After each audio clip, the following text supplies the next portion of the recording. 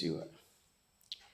சுந்தரமூர்த்தி சாமிகள் ஏயர்கோன் கலிக்காம நாயனாரோடு சேர்ந்து திருப்புன்கூர் திருத்தலத்தை போற்றி பரவி பாடும் பொழுது, ஏன் இறைவனுடைய திருவடியை நான் பற்றினேன் என்று நம்மை எல்லாம் ஆற்றுப்படுத்தும் விதமாக தான் ஏன் இறைவனை பற்றினேன் என்று சொல்லி அதை யமனிடமிருந்து காத்தது. அப்புறம் 12 வேலி நிலம் கொண்டு மழையை தீர்த்தது. அப்புறம் சண்டேச நாயனாருக்கு அருளியது. அதேபோல் விடத்தை உண்டது. அப்புறம் அர்ச்சனை செய்தார், பெறக்கூடிய 6 அருள். அப்புறம் அர்ஜுனனுக்கு பாசுபதம் கொடுத்தது. பகீரதன் வேண்ட கங்கை நங்கையாலை வரவழைத்தது, தாங்கியது. முப்புறம் எரித்த தேவர்கள்லாம் சரணடையும் போது முப்புறத்தை எரித்து காத்தது. 4 அறம் அருளியது இந்த உலகியல் மக்களுக்காக. அப்புறம் ராவணனை அடர்த்து அருளியது என்று சொல்லி பலவாறாக இறைவனுடைய பெருமைகளையும் கருணை திறன்களையும் போற்றி பரவி என்ன காரணத்தால் இறைவனுடைய திருவடியை நான் அடைந்தேன் என்பதற்காக அந்த பட்டியலிட்டு சொல்ல வரும் பொழுது ஒரு பாடல் என்ன சொல்கிறாரு, இதை போல் நாயன்மார்களாக வகுக்கப்பட்ட இவர்கள், திருத்தொண்டர் தொகையிலே இவரால் முன்னதாக கோவை செய்யப்பட்ட இவர்கள், அவர்களாகவே குற்றம் செஞ்சால் கூட அதையும் குணமாக கொள்ளக்கூடிய அப்படிப்பட்ட பெருந்தன்மை உனக்கு இருக்கிறது என்று சொல்லி பெருமானை, இதனால்தான் நான் திருவடி அடைந்தேன். இவர்கள்லாம் குற்றம் செஞ்சாலும் நானும் குற்றம் செய்திருக்கிறேன். ஏன்னா பிழையுள்ளன பொறுத்திடுவீர் என்றடியேன் பிழைத்தக்கால் பழியதனை பாராமே படலமின் கண் மறைப்பித்தாய் என்று சொல்லி இவரே சொல்லியிருக்காரு. இதெல்லாம் பொறுத்துக்கோன்னு சொன்னாலும், ஆனால் அங்கே 8 கழிகள் எண்கண் கொண்டீர் நீரே பழிப்பட்டீர் என்று சொல்லி குற்றம் ஒன்றும் செய்ததில்லை கொத்தையாக்கினது, எனக்கு எதையா செய்யலை எல்லாம் ஒஞ்செயல்தான்னு அந்த ஞான நிலையில் ஒரு வினாவர் தொடுத்தோன்னு அந்த கண்ணறினார். இப்படிப்பட்ட ஒரு பெருமான். அப்போ எதற்காக உன்னுடைய திருவடியை பற்றினேன்னு இந்த உலகியல் மக்கள்லாம் இறைவனுடைய திருவடியை பற்ற வேண்டும், நான் இதனால தான் பற்றினேன், இப்படியெல்லாம் இறைவன் கருணையுடையவர் என்று சொல்லி தன் மீது ஏற்றி தான் எதற்காக பற்றினேன் என்று சொல்வதாக இந்த உலக மக்களுக்காகிய இந்த உலகம் உள்ளளவும் வாழப்போகக்கூடிய மக்களுக்காக அப்படி இருக்கிறது. அதில் ஒரு பாடலில் நற்றமிழ் வல்ல ஞான சம்பந்தன் நாவினுக்கரையன் நாளை போவானோம் கற்ற சூதன் சாக்கியன் சிலந்தி கண்ணப்பன் கணம்புள்ளன் என்று இவர்கள் குற்றம் செய்யினும் குணமெனக் கருதும் கொள்கைய கண்டு நின் குறைகள் அடைந்தேன் பொற்றுகிறல் மணி கமலங்கள் மலரும் பொய்கை சூழ் திருப்புங்கூருளான் என்று ஒரு பாடல் பாடுறாரு. அதில் இந்த அடியார்கள்லாம் என்ன குற்றம் செய்தார்கள் என்று சொல்லி இப்போ நாயன்மார்களையே சொல்லியிருக்காரு. இது இந்த பாடலை நம்ம அன்பர்கள்லாம் இந்த வழிபாட்டு நெறியில் இருக்கக்கூடிய அன்பர்கள்லாம் கூடி பேசி கொள்ளும் பொழுது என்ன இதை போல் அந்த பாட்டை நம்ம படிக்கக்கூடாது, நம்ம வணங்குற நாயன்மாரெலாம் குற்றம் செய்தார்கள்னு பாடியிருக்கார். அப்படி சொன்னோம்னா என்ன ஆகிடும், சுந்தரமூர்த்தி சாமிகள் மீதே குற்றம் சொல்கிற மாதிரி ஆகிடும். இதெல்லாம் தெரியல. இது அதுபோல் ஒரு ஐயப்பாடு வரும்போது ஆங்காங்கே இருக்கக்கூடிய பெரியோர்களை நம்ம கேட்கணும். இப்போ இதில் என்ன குற்றம் செய்தார்கள் என்று சுந்தரமூர்த்தி சாமிகளுடைய நோக்கத்தில் அது சொல்லப்படுகிறது என்று ஆய்வு செய்யும் பொழுது, ஆய்வு செய்து திருஞான சம்பந்த பெருமான், திருநாவுக்கரசு பெருமான், திருநாளை போவார், அப்புறம் மூர்க்க நாயனார், இவர்களை பற்றியெல்லாம் தனித்தனியாக என்ன குற்றம் செய்தார்கள் என்று சுந்தரமூர்த்தி சாமிகள் கோணத்தில் என்ன சொல்லப்படுகிறது, இதுதான் இருக்கும் என்று சொல்லி ஒரு அனுமானித்து ஆதாரங்களோடு இந்த உரையாசிரியர்கள் கருத்துக்களை எல்லாம் மறுத்து தக்க ஆதாரங்களோடு நான் பதிவிட்டிருக்கிறேன். நண்பர்கள் இதை போல் ஒரு வேட்கை இருந்தால் அந்த ஞான வேட்கை இருந்து உண்மையாக அறிந்து கொள்ள வேண்டும் என்ற விதியுடையவர்கள் அதை தொடர்ந்து கேட்கலாம். இப்பொழுது சாக்கிய நாயனார் என்ன சொல்கிறாங்கன்னா, என்ன குற்றம் செய்தார் நற்சாக்கியன்னு சொல்கிறார் இல்லையே சுந்தரமூர்த்தி சாமிகள். அப்போ என்ன சாக்கிய நாயனார் என்ன குற்றம் செய்தாங்கும்போது அருணை வடிவேல் முதலியார் என்ன சொல்கிறாங்கன்னா, சாக்கியர் செய்தது லிங்க திருமேனியை கல்லால் எரிந்ததுன்னு அவங்க சொல்கிறாங்க. அது அவர் குற்றம்னு தான் சுந்தரமூர்த்தி சாமிகள் சுட்டுவதாக அப்படி பொருளாக சொல்கிறாங்க. கல்லறிதல்னு சொல்லி ஒரே வார்த்தையில் சிகேஎஸ் சொல்லிட்டாங்க. கல்லெறிதல்னு ஒரு நிகழ்வை அவங்க சிகேஎஸ் சொல்லியிருக்காங்க. ஆனால் இதில் என்ன நம்ம கூர்ந்து நோக்கும் பொழுது சுந்தரமூர்த்தி சாமிகளே கல்லெறிதலை குறையாக நினைக்கல. ஏன்னா அவர் சொல்லும் பொழுது வார்கொண்ட வனமொழியால் உம்மைபங்கன் கழலே மறவாது கல்லெறிந்த சாக்கி இருக்கும்படியேன்னு சொல்லி மறவாது என்றைக்குமே மறவாது கல்லால் எறிந்து வழிபட்டார்னு சொல்லி அதை பெருமைப்படுத்தி தான் திருத்தொண்டர் தொகையிலே சொல்கிறாரு. கல்லெறிந்தல் ஒரு குற்றமாக ஆகாது. சுந்தரமூர்த்தி சாமிகளே அது இல்லைங்கிறத உணரணுங்கிறதுக்காக தான் அப்படி சொல்கிறாரு.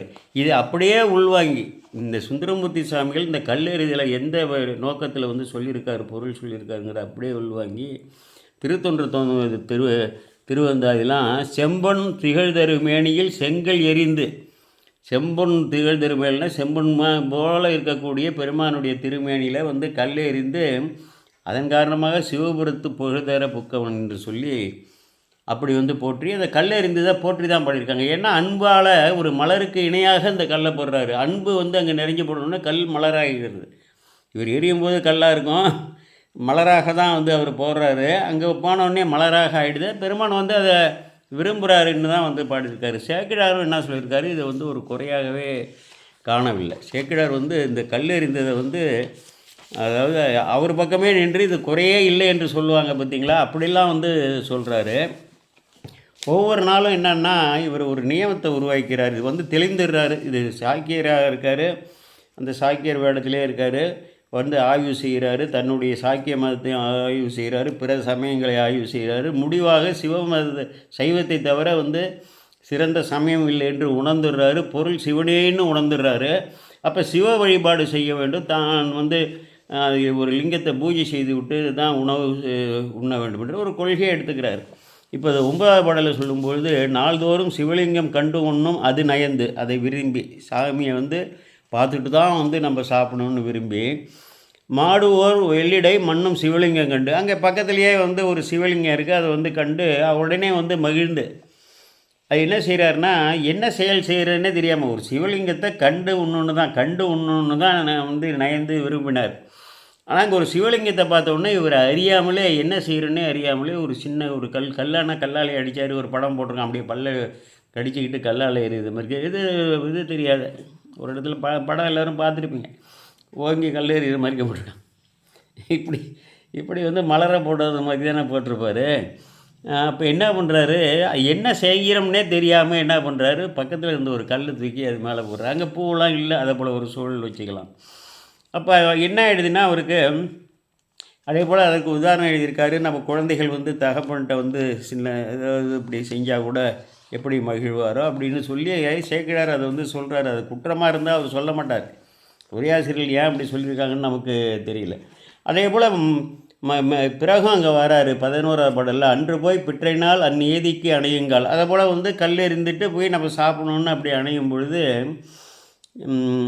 அந்த இவர் மேலே வந்து கல் எரிந்தமே இது எதனால் தமக்கு ஏற்பட்டது என்று அவர் என்ன நினைக்கிறாருன்னா, எனக்கு அப்பொழுது நிகழ்ந்தது அவர் அருளே, பெருமானுடைய திருவருள் தான் எனக்கு நான் அந்த கல்லை அவர் மேலே நான் வந்து எரிஞ்சிருக்கேன், மலருக்கு இணையாக வந்து அரிச்சிச்சிருக்கேன் என்று சொல்லி, அதுவே தொண்டு என்று சொல்லி இனிமேல் நம்ம அப்படியே செஞ்சிடும், ஒரு கல்லை தூக்கி திருவடியில் வந்து போடுவோம் அப்படின்னு இந்த லிங்கக்குறியில் அப்படின்னு நினைக்கிறாரு.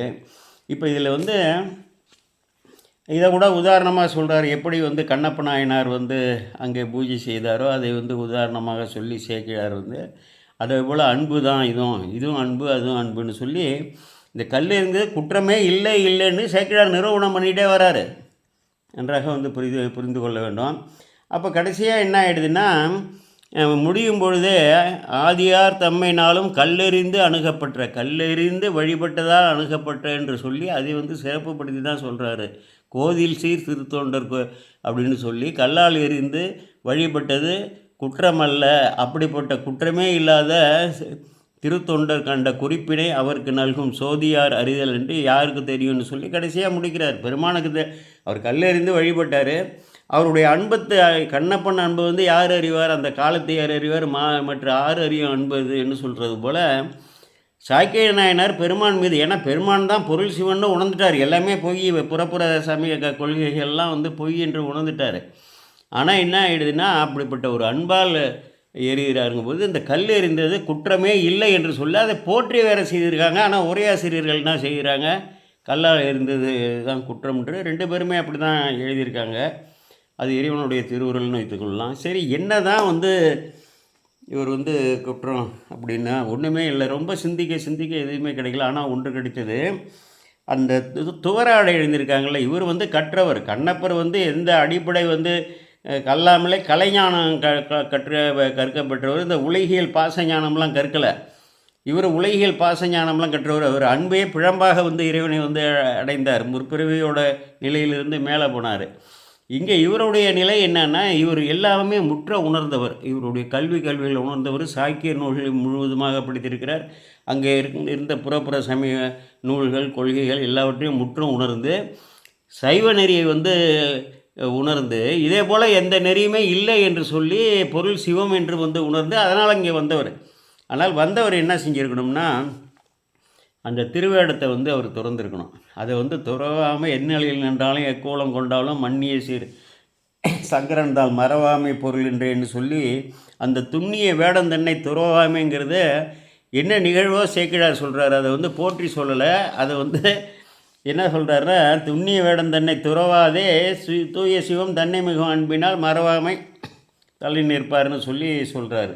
அப்போ இந்த திருவேடத்தை வந்து என்னன்னா, ஞானசம்பந்தர் வந்து அவர்களை வந்து 10வது பாடல் முழுவதுமாக வந்து அவர்களை வந்து அவர்களுடைய இழந்த தன்மை, கீழ்நிலை தன்மை எல்லாம் வந்து சுட்டி அடையாளப்படுத்தும் பொழுது, இந்த பௌத்தர்களை வந்து கூடியவரை வந்து தோராடை அணிந்திருக்கிறார்கள் என்றது தான் வந்து, அதாவது அந்த போர்த்து இருக்கிறார்கள், அணிந்திருக்கிறார்கள்னு தான் சொல்லி அவர்களை அடையாளப்படுத்துவதற்கு அந்த ஆடை படுத்துகிறார்கள். இந்த சைவர்கள் பலரெல்லாம் என்னென்ன தெரியாமல் வந்து அந்த காவி உடை அணிந்து தம்மை அடையாளப்படுத்தி கொள்வது தவறு. வெள்ளை உடை தான் அணிய வேண்டும். நாங்கள்லாம் வந்து இப்போ கோவை வசந்தகுமார் இருக்கார், நான் இருக்கேன். 1999 நாங்கள் 1999 பல ஆலயங்களை சிவாலய திருப்பணிகள்லாம் பண்ணுறோம். இதே போல் ஞான நூல்கள்லாம் கற்று வருகிறோம். எங்களுக்கு தெரியாதா ஒரு காவி உடையை வந்து அணிந்து கொள்ள வேண்டும் அப்படின்னு? எதனால் வந்து அணிந்து கொள்கிறார்கள்னே தெரியல. அது நமக்கு சைவர்களுக்கு உரிய ஆடை இல்லை. அவர்கள் குருமகா சன்னிதானங்கள்லாம் ஏன்னா அது ஒரு துறவர நெறியில் எப்படி முனிவர்கள்லாம் வந்து இந்து சமயத்தில் உள்ள வேத நெறியில் உள்ளவர்கள் அணிந்து அந்த வழியாக வந்திருக்கிறதோ, அந்த வகையின் முறைமையால் அவர்கள் வந்து அப்படி வந்து அடையாளம் காட்டுவதற்காக, அதாவது அடியார் பெருமக்களாக இருக்கட்டும், வழிபாட்டு நெறியினருக்கும் அந்த உயர்ந்த நிலையை வந்து இந்த உலகிலேயே முற்றிலுமாக தொடர்ந்து சைவத்துக்காக அர்ப்பணித்து வாழக்கூடிய நிலையை வந்து அடையாளம் கட்டி தலைமை பொறுப்பாக செயல்பாட்டு அடையாளமாக அவர்கள் அணிகிறார்கள். அது குற்றம் இல்லை. சாதாரணமாக நம்ம சைவம் பயிலக்கூடிய அன்பர்கள்லாம் எதற்காக இந்த காவி உடை அணிந்து கொள்கிறார்கள் என்று தெரியவில்லை.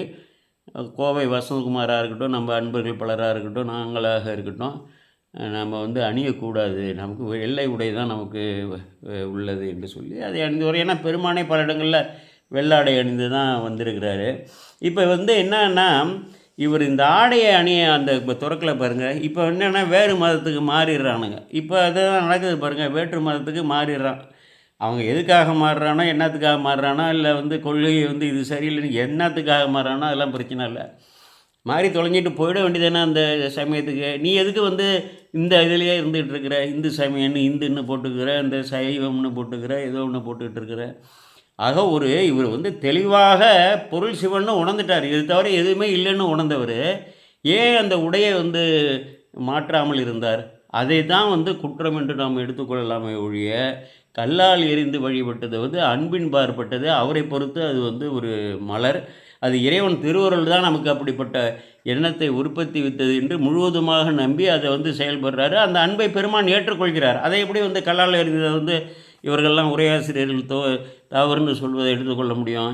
ஆக இவர்களால் வந்து ஞானசம்பந்த பெருமான் கடுமையாக வந்து அவர்களை வந்து இழித்து பழித்தும் உரைக்கும்போது, அவர்களுடைய கொள்கைகளையும் அவர்களையும் இழித்தும் பழித்தும் உரைக்கும்போது, இந்த துவர் போர்வை என்று தான் வந்து சுட்டி இழுத்து பேசுகிறார். அதை வந்து அடையாளப்படுத்துவது வேற்று சமயத்தில் அடையாளத்தில் இருந்து கொண்டு சைவ சமயத்தில் வந்து பயில்வது தவறு. நமது அன்பர்கள் பலர் வந்து அதுபோல் அவர்கள் புறப்புற சமயத்தார் உடையை அணிந்து கொண்டு இருப்பதை தவிர்க்க வேண்டும். இதை வந்து நான் வந்து அன்போடு ஒரு ஒரு இதனா நம்ம சைவத்தில் ஒரு முதியவர்னு எடுத்துக்கொள்ளுங்களேன் என்ற முறையில் ஒரு அறிவுரையாக சொல்கிறேன். தயவு செய்து நீங்கள் வந்து சன்னிதானங்கள் அவர்கள்லாம் இருக்கட்டும், அது வேறு. அந்த சமய நிறுவனங்களை சார்ந்தவர்களை தவிர்த்து ஏனையோர் அந்த காவியுடைய வந்து தொடுவதற்கே வந்து அச்சப்பட வேண்டும். அதற்கு நமக்கு உகந்ததல்ல. இந்த சமயத்தில் அதை சொல்லிக் கொள்கிறேன்.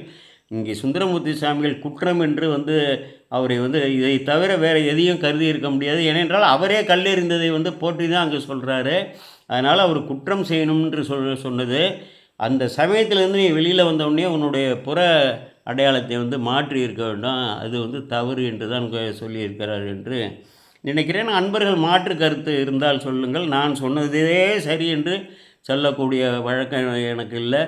மிகவும் வந்து சிந்திச்சு ஒரு சிந்தைக்கு எட்டலைன்னா இறைவனுடைய திருவடியை நினச்சி சுந்தரமூர்த்தி சாமி திருவடியெல்லாம் நினச்சி அதன் பிறகு தான் இந்த கருத்துக்களை படைக்கிறேன் என்று சொல்லி இதுவரை கேட்ட அன்பர்களுக்கெல்லாம் எல்லா சிவமங்கல நலன்களையும் இறைவன் விளைவிக்க வேண்டும் என்று இறங்கி கோமல் சேகராகி நான் விடைபெறுகிறேன். வணக்கம். சிவாய நம. சிவாய நம.